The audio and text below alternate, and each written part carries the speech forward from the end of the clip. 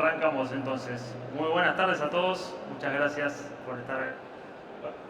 ¿Ahí va? Ahí estamos. Listo. Bueno, mi nombre es Pablo Cincunegui, soy el fundador de Genba Kaizen. Y antes que arrancar, quería agradecer especialmente a la gente de Expo Industrias y Servicios por brindarnos la posibilidad de estar aquí en este stand, compartiendo con ustedes y bueno, con los que están allí en YouTube por el streaming.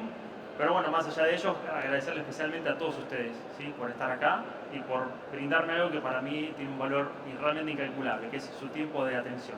Así que bueno, hoy les voy a estar hablando de un tema que realmente me apasiona, algo que estoy incluyendo incluso en un libro que estoy escribiendo y pienso presentar el año que viene, ¿sí?, que se trata de esto, ¿no? ¿Qué nos pasa a los seres humanos en la industria del siglo XXI? Así que bueno, para arrancar vamos a empezar por describir un poco el concepto, más allá de que sea el nombre de la organización, voy a introducir un poco el concepto de Genba Kaizen. Así que vamos a empezar.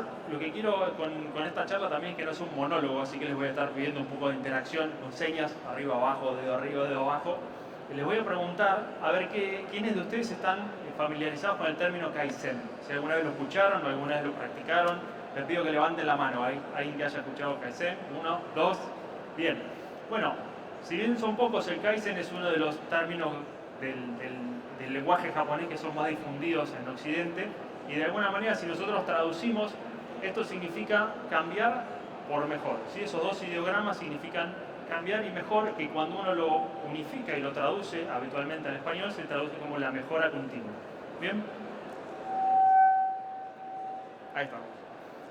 Si pasamos al concepto más profundo, si los japoneses ven la mejora continua no solamente como algo habitual, sino que tiene un significado mucho más profundo, ¿sí? Es como este cambio, ¿sí?, lento pero incesante hacia un estado mejor, hacia un estado diferente, ¿sí? Es algo que es como una filosofía, no es meramente una forma de trabajar, es una forma de pensar y de vivir la vida. Ahora, si pasamos al siguiente, ¿sí?, si les pregunto de vuelta, que alguien me levante la mano, ¿quién conoce el término Genba? ¿Alguien? Uno, aquí tenemos uno que sí trabajó en la industria japonesa. Quizás quienes no hayan trabajado con Toyota o Honda o Yamaha o algún proveedor de la industria japonesa, el término Genba les es poco conocido, ¿verdad? Sin embargo, vamos a compararlo con algo que sí usamos en Argentina, que sí es mucho más conocido. ¿Sí? ¿A quién tenemos ahí? ¿Alguien lo conoce al señor? Manos arriba, quienes conozcan al señor de la foto. Bien, todos lo conocen al lío. Y cuando lo vemos ahí con la celeste y blanca, a todos seguramente se nos ponen las emociones de punta y nos saca cosas de adentro que a veces no podemos explicar, ¿no? Ahí donde está Leo básicamente es en la cancha, ¿sí? ¿Quiénes conocen el término cancha o escucharon alguna vez hablar de la cancha? Manos arriba, bien, los chicos todos, excelente. ¿Sí? En Argentina, en Sudamérica en general, la cancha de fútbol, la cancha de rugby, la cancha de básquet, sí, a todos lo tenemos muy vinculado, lo tenemos muy incorporado.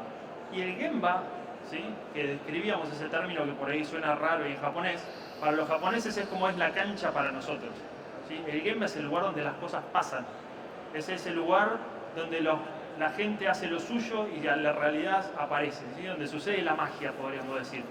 Si nosotros nos remontamos un poco a tiempos más atrás, a los orígenes en el campo, en la Argentina, y vemos la siguiente imagen, ¿no? Muchas veces habremos escuchado esto, ¿no? En la cancha se ven los pingos, ¿no? Cuando lo que verdaderamente ocurre pasa ahí, ¿no? Entonces, el Genba, ¿sí?, si pasamos a la siguiente, el Genba es ese lugar donde las cosas suceden, ¿bien? Cuando nosotros dijimos, voy a hablar de qué nos pasa como seres humanos en la industria del siglo XXI, ¿sí?, el Genba, vamos a ver que para cada industria representa algo diferente, ¿sí? Si pasamos, vamos a ver, acá pongo una foto de unas máquinas. Yo trabajé muchos años en la industria y mi Genba en ese momento era la fábrica, el piso de la fábrica, donde estaban las personas, la materia prima, los cajones, las máquinas, los robots, ¿sí? Es el lugar donde las cosas pasaba de un lingote de aluminio a una pieza terminada. Ese era el Genba. Sin embargo, ese es el Genba de una fábrica, ¿sí? Si pasamos a ver, por ejemplo, donde están los médicos, ¿sí?, el médico, el anestesista, la enfermera, el paciente, el Genba en ese caso es el quirófano, ¿sí? Ahí es donde las cosas suceden. ¿Bien? Si vamos al ejemplo de un restaurante, el Genba es en la cocina, por ejemplo, el Genba del cocinero, del chef, ¿sí? Es ahí, es donde agarran todas las verduras, las frutas, que sale ese plato que todos nos queremos comer. ¿Bien? Ese es el lugar donde las cosas pasan.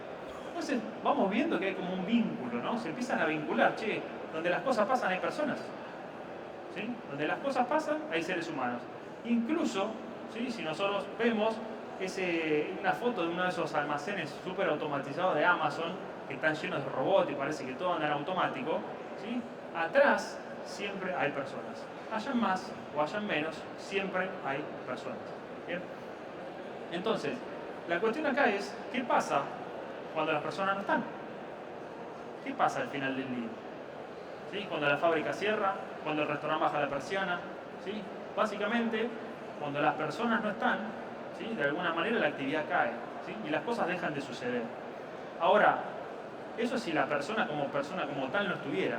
¿Qué pasaría si nosotros en ese lugar, ¿sí? En lugar de tener una persona, un ser humano, tuviéramos otro ser vivo?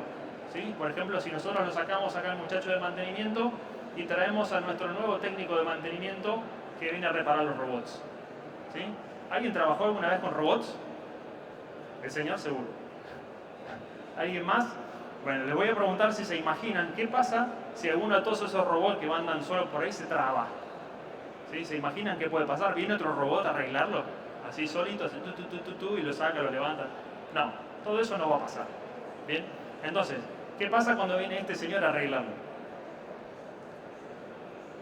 Probablemente tampoco lo arregle, ¿sí? No va a venir el robot, pero si viene él, quizás tampoco pueda. Bueno, ahora vamos a ir metiéndonos un poco más en detalle a ver qué pasa, ¿sí? Porque él es parte de nosotros. Bien. Entonces, vamos a cerrar esta primera conclusión, ¿sí? Nuestro Gemba es el lugar donde las cosas pasan y básicamente cada industria tiene su Gemba, ¿sí? Y en esa industria, en ese Gemba va a pasar algo siempre y cuando haya personas, ¿sí? Si nosotros no tenemos personas, las cosas no van a suceder, ¿sí? Fíjense, para mí esto toma una relevancia súper importante. Nos pone a nosotros como seres humanos en el lugar donde tenemos que estar. Si nosotros no estamos, no pasa nada. ¿Bien?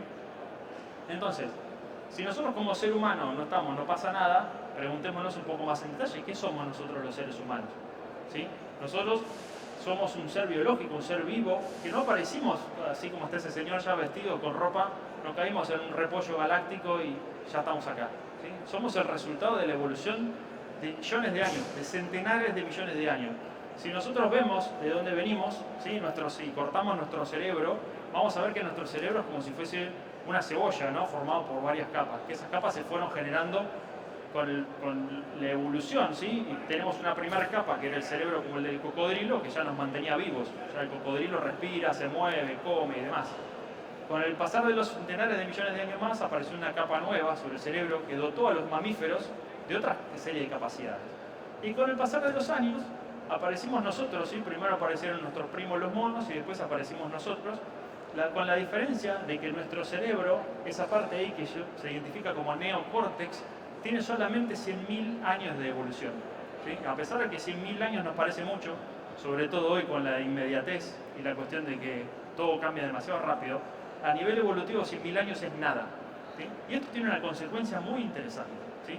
Que básicamente nuestro cerebro consume muchísima energía. ¿Sí? El cerebro de un cocodrilo, como ustedes lo habrán visto, el cocodrilo se come un bicho, se queda a dormir ahí al sol y puede estar un montón de tiempo, ¿sí? Como una víbora que se come algo grandote y está montones de tiempo sin hacer nada y no pasa nada. Nosotros podemos hacer muchas cosas, podemos hacer un montón de cosas muchísimo más potentes, ¿sí? Que cualquier mamífero y que otro reptil, pero consumimos muchísima energía, ¿sí? Y para recargar esa energía a nuestro cerebro, no es que llegamos a casa y lo enchufamos y se carga como el celular, ni abrimos la panza y le cargo nafta y ya está.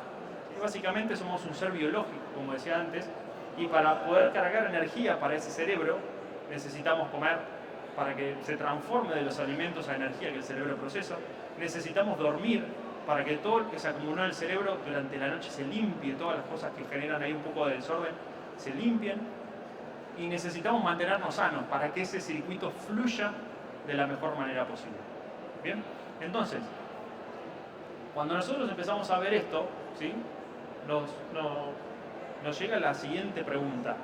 Si somos un ser biológico que necesita todo ese proceso para generar la energía que el cerebro dispone, y a su vez esa parte del cerebro que nos permite pensar, planificar y demás, consume muchísima energía, ¿no tenemos acaso un límite diario de cantidad de energía disponible? ¿No tenemos un límite diario de capacidad de pensar disponible? Bueno, el año entre el 2023 y el 2024 hice un curso de neuropsicoeducación, ¿sí? En la Asociación Educar, y el doctor Roberto Rosler nos trajo un dato así como que fue, ¡pum! Como si yo acá parara un dinosaurio en el medio y fue como, ¡guau! ¡Qué cosa tan loca! ¿Bien? Que ese dato es el que quiero compartir con ustedes ahora. Básicamente es la pregunta, ¿cuánto tiempo de neocórtex tengo a diario? ¿Sí? Ahí está. ¿Cuántas horas de ese cerebro que me diferencia del resto de los mamíferos tengo a diario? ¿Sí? Y acá voy a buscar de vuelta con ustedes un poco de interacción. ¿Bien? Entonces, ¿quiénes piensan, me gustaría que levanten la mano, que tenemos entre 8 horas y 16 horas de cerebro pensante a diario? 1, 2, 2. Bien. ¿Quiénes piensan que tenemos entre 8 horas, entre 4 horas y 8 horas? Un montón más. Un montón. Bien. ¿Quiénes piensan que tenemos entre 2 y 4? Algunos por allá. Bueno, para sorpresa de todos, ¿sí? La respuesta es que nosotros tenemos la maravillosa cantidad de, como máximo, 4 horas, ¿sí? De cerebro de ser humano disponibles a diario. ¿Sí? 4 horas. 4 horas si dormí más o menos 7 horas. 4 horas si me alimenté de manera saludable. 4 horas si hago ejercicio regular. Para lo cual, ¿sí? Si ayer trabajé 12 horas, me peleé con mi mujer, con mi vecino, llegué cansado, dormí 4 y me levanté y fui a trabajar, lo más probable es que tenga 2. ¿Sí? Entonces, esto pone de relevancia algo que para mí, de vuelta, fue sumamente importante conocerlo, no solamente para mí, sino también para poder compartir con ustedes y con las personas que trabajo a diario. ¿Sí? La cantidad de horas que tenemos es como si fuese que el celular, imagínense hoy que todos andamos con el celular, el celular me dura 4 horas y se acabó. ¿Sí? 4 horas y se acabó. Entonces la pregunta es, ¿para qué lo vas a usar? ¿Sí? La pregunta clave que nos tenemos que empezar a hacer es, ¿para qué voy a usar esas 4 horas? ¿Y cómo las voy a dosificar? Bien, si pasamos, entonces, en nuestro día, ¿sí? Nuestro día a día se compone de diversas actividades. Básicamente comer, dormir, alimentarnos, hacer ejercicio y eso que vemos ahí, ¿no? ¿Qué es lo que nos pasa a muchas personas en el día a día y sobre todo en las pymes en Argentina? ¿Sí? La persona agarrándose la cabeza, bueno, se supone que él está trabajando, ¿eh? No solo agarrándose la cabeza. Bueno, entonces, si pasamos a la siguiente, ahí va. Yo acá dibujo más o menos una torta para que todos tengamos una idea. Tanto yo como ustedes, como Warren Buffett, todos tenemos 24 horas al día. Nadie tiene más. Ninguno tiene más. ¿Sí? Desde la persona más pobre hasta el ultra multimillonario del mundo, ¿sí? Desde un deportista de elite hasta alguien que no hace deporte, ¿sí? Desde un neurocirujano súper especialista hasta alguien que hace avioncito de papel, todos tenemos 24 horas, nadie tiene más, nadie tiene menos tampoco. La cuestión es cómo las usamos. ¿Sí? Entonces, si yo más o menos duermo 6 o 7, 8, 4, ¿sí? Hay una parte del día que trabajo, aquellos que trabajan 8, 9 horas, 10 horas, van a trabajar, vienen a trabajar, pongamos todo eso en la torta, es más o menos mediodía, y el resto del día, bueno, hacemos algo, ¿no? O tenemos una familia, o nos gusta hacer algo aparte, hacer algún deporte y lo demás. Básicamente se distribuye. Nosotros elegimos, a veces creemos que no, pero sí somos los responsables de elegir cómo distribuimos esas horas, ¿no? La cuestión acá es, cuando nosotros se nos empieza a acabar la energía para usar ese cerebro, básicamente la capa que queda al mando es la que está abajo. ¿Sí? La capa que está abajo es la capa que es nuestro, llamémosle nuestro cerebro emocional, es el que comanda nuestras acciones del día a día. Entonces, se me fue la presentación, ya va a volver, quedémonos tranquilos. La cuestión es, imagínense que a veces tenemos una empresa, ¿sí? Que tenemos diversas dificultades, como todas las tenemos en Argentina y en cualquier parte del mundo, y por ejemplo lo teníamos acá nuestros robots y no teníamos a nuestro técnico de mantenimiento, que bueno, se rompió uno, se rompió otro, dale, bueno, arreglalo, fíjate cómo podés, empieza a aparecer la presión del jefe, se me hizo tarde, tengo que entregar los pedidos, se extiende la jornada, quédate unas horas extra, qué sé yo. El muchacho en lugar de trabajar 8 o 10 horas, trabajó 12, ¿sí? Para cuando trabajó 10, 12 se fue a la casa y el bondi que lo dejaba en casa, en vez de tardar una hora, tardó 2, porque pasa con mayor frecuencia. Para cuando llegó a la casa, bueno, trabajó más horas de las que tenía, después durmió menos horas, al otro día tuvo que venir estresado y demás. Cuando yo me quiero dar cuenta y va avanzando la semana, lo que ya tengo es a este señor. ¿Sí? Tengo una persona que ya no puede pensar claramente, no puede analizar, no tiene memoria de trabajo, no tiene sus funciones ejecutivas a pleno, básicamente porque es un ser humano. Y si no repuso su nivel de energía, no la tiene más. Y yo no puedo agarrar y enchufarlo a la pared y en una hora soltarlo de vuelta en la cancha y que haga. ¿Sí? Entonces, empezar a poner estas cosas sobre la mesa para mí es súper importante. ¿Sí? Empezar a darnos cuenta que trabajamos y que en el Gemba no va a pasar nada. ¿Sí? No va a haber una mejora continua de mi planta si yo no tengo seres humanos, y no te voy a tener seres humanos si no los cuido como tales. Si no, entiendo que tiene un ciclo biológico que cumplir. Entonces, acá puse una serie de imágenes para verlo más gráficamente, ¿no? Acá cuando vamos a la mañana a trabajar, después de un fin de semana que descansé, que relajé, que estuve tranqui, voy sonriendo con los pelos al viento, bueno, no tengo el descapotable rojo todavía, pero uno va ahí dentro y voy con mis funciones ejecutivas a pleno, ¿sí? La memoria de trabajo, la atención, el autocontrol emocional, ¿sí? Pasa algo que me enoja, pero yo estoy tranquilo, lo miro, digo, esto no pasa nada y lo controlo, ¿bien? Sin embargo, caigo a mi empresa, llego el lunes todo tranquilo, saludo a un par y cuando llego a la primera reunión aparece, ¿sí? Que lo reclamo al cliente, que no entregaste el pedido, que aparece un problema en la postventa, que me llama el financiero, que cambió la tasa de interés, que qué vamos a hacer, mirá que las importaciones. Y después de una jornada larga, una mañana larga, para el mediodía yo más o menos quedo así. ¿Sí? Al mediodía, aunque yo me vea al espejo y me vea a mí mismo, el que está atrás de la compu es ese señor. ¿Sí? Porque el que pasa a comandar es ese cerebro emocional, ¿sí? Y ya mi atención, mi autocontrol y mi memoria de trabajo están a la baja. ¿Sí? ¿Vieron cuando el celular que se empieza a poner lento, le pongo ahorro de batería y ya no camina? Bueno, eso nos empieza a pasar a todos. ¿Sí? Mi cerebro se queda sin energía y empiezo a reaccionar, a manejarme en modo emocional, a no poder pensar con claridad. Alguien viene y me dice algo, a los 2 minutos me olvidé de qué estábamos hablando. Bueno, la cuestión es que esto es lo más normal que pasa porque somos un ser biológico, no hay otra. Ni hablar si la tarde de ese día sigue como la mañana, ¿sí? Y yo me sigo y le busco la vuelta y me quedo en el trabajo y le pongo las pilas, a eso de las 6 de la tarde, si sigo en la oficina, más o menos quedo así. ¿Sí? Y no es broma. No sé si ustedes, creo que a partir de esta charla van a poder prestarle atención, que llega un momento del día que la cabeza no da más. El famoso se me quemó la cabeza, ¿sí? No es broma, es porque ya la energía no va, no hay de dónde sacarla, ¿sí? Y la única forma de reponerla es dormir, básicamente. Entonces, cuando nosotros vemos esto, pasamos al siguiente, ni hablar cuando voy yendo a casa, ¿sí? Y me cruzo con uno por la Panamericana, que se me cruza adelante, me lo quiero comprar. Bueno, entonces, vamos a pasar a la siguiente conclusión, ¿sí? Que además de esto, que es una limitación biológica, nos encontramos inmersos en un mundo que está lleno de estímulos que nos rodean todo el tiempo, las notificaciones del mail, el teléfono, ahora hasta el reloj que vibra y me llama la atención, y yo necesito usar mi capacidad de control, estoy gastando mi energía para pensar, para aislarme de esas cuestiones que constantemente me están bombardeando. Entonces, estas cosas que son como estímulos que roban mi atención todo el tiempo, me están jugando totalmente en contra. Ahí estamos. Una más, ahí va. Entonces, cuando nosotros pensábamos que éramos como un súper, el hombre, el señor racional, que los monos allá y nosotros somos los seres humanos, la realidad es que somos un poco como este señorcito de acá. ¿Bien? Somos un mono con unas capacidades infernales, pero que tienen duración limitada. ¿Sí? No podemos dejar de ver que somos un ser biológico y que tenemos capacidades limitadas por nuestra biología. ¿Bien? Entonces, acá el señor Yuval Harari, que es un antropólogo israelí, comenta en sus libros que como seres humanos estamos generando tecnologías, ¿sí? que de alguna manera están abusando de nuestras debilidades humanas con una capacidad sobrehumana, ¿sí? Refiriéndose a la IA y a los algoritmos que hoy por hoy buscan robarse nuestra atención todo el tiempo. Entonces, a donde voy yo con esto es tenemos que ser sumamente cuidadosos, ¿sí? ¿Cómo hacemos?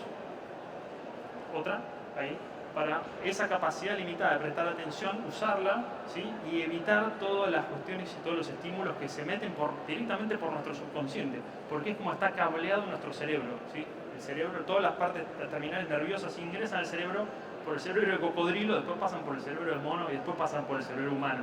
Así que si hay algo que que le llamaría la atención a un mono, a mí me va a llamar la atención.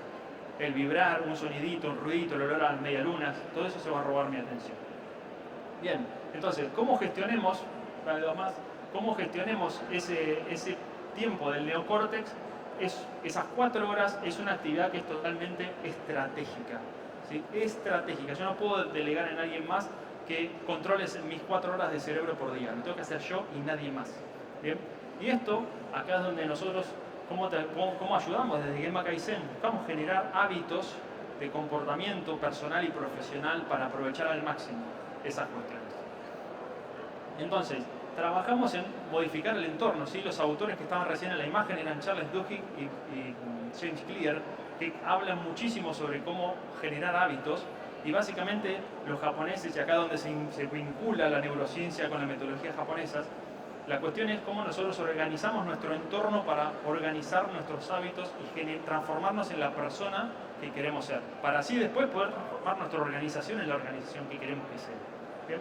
Entonces, para contarles un poco y que no quede tan abstracto, les cuento algo muy cortito, una experiencia, un caso de éxito con uno de mis clientes, Maxi. Maxi es un emprendedor muy joven, tiene 37 años. Como a los 26 tomó la decisión sumamente valiente de vender su casa para comprar unas máquinas para hacer realidad su sueño, que era tener su propia empresa e independizarse y hacer lo que él verdaderamente quería hacer. Devolver las sonrisas al mundo, ¿sí? Él tiene una fábrica de implantes dentales. Maxi, un día cuando estoy hablando con él, me dice, lo demás. Dice, agarro el celular y al final del día me dice que tuve 9 horas mirando la pantalla. Los clientes, los congresos, la expandirme, la gente, los pagos de sueldos y demás. Además que cada decisión que hay que tomar en la empresa la tengo que tomar yo. ¿Qué fabrico? ¿Cuándo fabrico? ¿De qué fabrico? ¿Qué compro? ¿Qué no compro? Etcétera. Lo primero que hicimos con Maxi fue, como ven ahí, armar un tablero, imprimir, o lo hicimos a mano, incluso con hojas A4 en blanco y unas post-it. Decir, bueno, contame qué haces. Sacá del celular todas las agendas, sacá todas las memorias, pongámoslas por acá. Cuando él pudo poner sobre la mesa todas sus tareas y pudimos poner sobre la mesa quién era su equipo, muy fácil él empezó a poder repartir las tarjetas y dijo, esta para acá, esta para acá, esta para acá, solamente interactuando. ¿Y a vos te parece que deberías ocuparte de esto o se puede ocupar alguien más? ¿Quién lo puede hacer mejor que vos? ¿Vos le estás dando el mayor valor agregado a tu organización haciendo esto? Ok, con solamente esas preguntas él empezó a repartir tarjetas y cuando terminamos una charla de 2 horas, fue como si hubiese sacado un elefante encima, porque pudo empezar a ver las cosas con claridad. Semanas más tarde armamos ese tablero ahí y empezamos a armar su reunión a Sakai, que básicamente es una reunión diaria de producción en donde podían ver los resultados del día. Ellos creían que eran muy eficientes. ¿Por qué? Porque tenían máquinas japonesas. ¿Y cómo se daban cuenta si eran eficientes o no? Por sensaciones. Bueno, empecemos a anotar. Terminás el día, anotá. Termina el día, anotá. Termina el día, anotá. Incluso él mismo después tomó la decisión de bajar su oficina a la planta, bajó al Gemba. Él dijo, como director, yo debería estar en el Gemba, sí. Y volvió al Gemba, volvió a donde estaban las raíces, volvió a las bases y pudo empezar a tomar decisiones así de fácil. ¿Cuánto había que hacer hoy? Esto. ¿Cuánto hicimos? Esto. Entonces, mañana hagamos esto, pasado hagamos lo otro. A este cliente que le tenía que vender, venderle de acá y comprar este material de allá. Empezó a tomarse las decisiones, tomarse de manera mucho más fluida. ¿Bien? Entonces, de esa manera, las 4 horas de Maxi, de su día, empezaron a rendir como deberían rendir. ¿Sí? Y no dejar de estar todo el día corriendo tras las cosas como un loco y desgastándose en el camino. ¿Bien? Entonces, lo que hacemos nosotros es acompañarlos a alguien, va a ver su realidad, ayudarlos a tomar conciencia de su día a día y juntos trabajar en desarrollar y cultivar herramientas, ¿sí?, que le permitan gestionar esas 4 horas y darle el impacto a la organización que cada uno le puede dar. ¿Sí? Poder enfocarse en cuál es la mejor forma de agregar valor a su organización y finalmente a los clientes. Bien, no solamente junto con Pablo Guerreiro, mi socio, aprendimos no solamente de Charles Duhigg y de James Clear, sino de todos esos autores que están ahí, Daniel Goleman, Daiichi Ohno, Peter Drucker y demás, y nos encanta, nos apasiona aprender, leer e implementar. Trabajamos muchos años en la industria argentina e implementamos muchísima de la metodología, sobre todo de Jim Collins, en cómo hacer que las empresas lleguen a donde quieren llegar, pero hoy nos enfocamos en hacerlo a través del desarrollo de las personas que forman esa empresa. Porque después de muchos años nos dimos cuenta que no hay tecnología, ¿sí?, que resuelva cómo cada una de las personas utiliza su potencial al máximo. ¿Sí? Entonces, primero hay que enfocarse ahí. Y cuando tenemos las personas correctas en el lugar correcto de la organización y les otorgamos la posibilidad de hacer, de crear y de desarrollarse, luego incorporamos toda la tecnología que querramos. Pero primero las personas. Siempre pasa por ahí. Así que bueno, a quienes estén interesados o les guste charlar un poco más en profundidad, los esperamos en el stand 73. Estamos ahí, tenemos una pizarra para hacer algunas actividades y nos encantaría poder conversar con ustedes y bueno, escuchar qué necesitan y cómo les podemos ayudar. Muchísimas gracias a todos. Hola. Sí, muchas gracias, Pablo. También abrir el espacio de preguntas, si alguien tiene alguna pregunta en particular, obviamente, mientras esperamos la próxima disertación. Bueno, vamos a esperar entonces.